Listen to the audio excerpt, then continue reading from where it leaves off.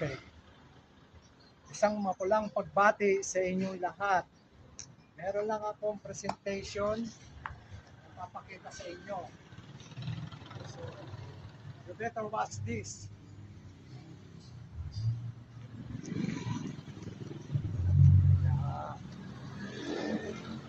Nabilisan ako.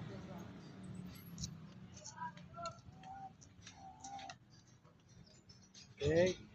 So, ito yung presentation ngayon ng farm, ha? Ito natin yung sculpture. Meron na tayong sculpture. Yan, ha? Meron tayong Philippine flag. Ibig sabihin niyan, pinoprotektahan na tong farm na to. Okay. Bali, dalawa yung ating sculpture, ha? Kita nyo yan. Okay. Pinipreserve talaga natin to para sa community. Community makikinabang ito. Yan, ito yung ating mga na-preserve. Yan, so hindi na naman pagkatapos. Nabibilisan lang. Yan. Kita nyo? Kita nyo yung presentation? Okay. Nagustuhan nyo ba ang presentation? Ito pa lang yung official na presentation sa farm. Meron ba kayong idea? Ano bang pangalan ng farm? Makabayan Farm. Kaya ako tinawag na Makabayan Farm, lahat ng mga tanim dito, community makikinabang. Kaya sinishare ko sa inyong lahat, ng mga viewers and to all community. May 4 na tao na motivate sa akin. Sila yung naging inspirasyon. Kaya ako nagsilbing inspirasyon ko na develop. Mga 4 na tao yan.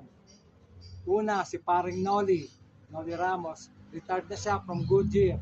Tinuruan niya ako paano magtanim. Nagkaroon ako ng idea. Last, si paring June Dison.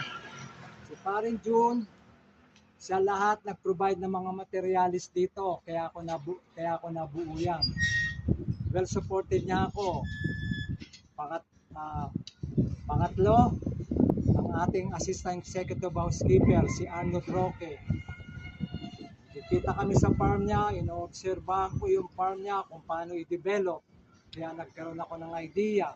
Pang-4, ang ating executive housekeeper, Lope Badallones. Nagkaroon ako ng idea, kaya ako nagbablog. Kaya sinishare ko sa inyo, sa mga viewers. Ang importante, ma-encourage natin siya, ang mga viewers. Silbing inspirasyon sa akin yan. Executive housekeeper ni Lope Batallones kasi on board, ako yung nag-host ng towel animal presentation. In-apply ko rito yung 4 na tao na yan. Yan